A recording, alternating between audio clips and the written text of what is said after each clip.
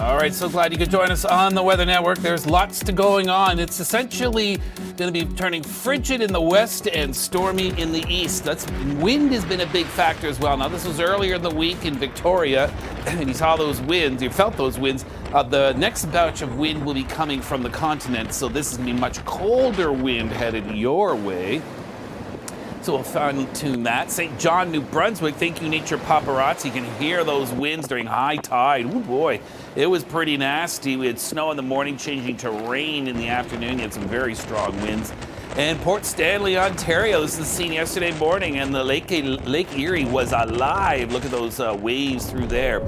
So we've got no shortage of weather. January showing its fangs. We're going to begin in Ontario. This low pressure system moving in here, this is manageable snow. There's not a lot of strong wind with this. This is about 2 to 5 centimeters worth of snow, so just enough to slow the drive down. By the time you get towards Ottawa, really not much of a factor for you. Southwestern Ontario, of course, you had mostly rain in the earlier system this week. This will be some light snow. The next storm, though, will pack a bigger punch again towards Lake Erie. This will probably be as much, if not more, rain than snow, but most other areas, more snow than rain than the last time, including around the Greater Toronto area, where 5 to 15 centimeters of snow will fall higher amounts away from the lakeshore. And then you get up towards Barrie, Sudbury, towards the Ottawa Valley, and that could be 15 to 30 centimeters of snow.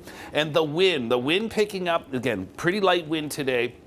That wind is going to be picking up Friday afternoon, especially Friday night, and those winds could change snow to rain by Saturday morning near the shores of Lake Ontario. And then the backside of the low pressure system brings in very strong winds, and those winds will turn much colder. So gusts could go 60 to 90 kilometers per hour, a 2-day windstorm. You could be looking at power outages. And Toronto's temperatures, that's the cold air wrapping behind the storm system. So you know when it gets -5 to -10 in Toronto, that is going to be a multi-day lake effect snow squall event for the snowbelt regions. They'll likely be meandering as opposed to picking on one area, but it is going to get dicey in cottage country late weekend and into next week.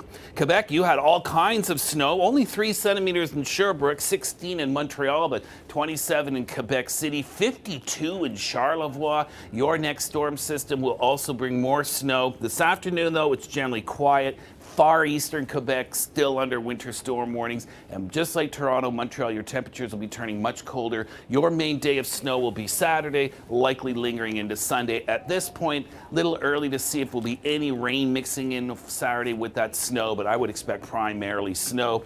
Very strong winds yesterday across the Maritimes. We felt that through as well into Newfoundland. Still gusty, blustery this morning in St. John's. Those winds gradually easing through the course of the day today. It's a mild day in the Maritimes. Tomorrow turns colder, and your next storm of note likely coming late Saturday with strong winds and I think more rain than snow. The storm is taking a northerly track, so that'll bring in the milder air.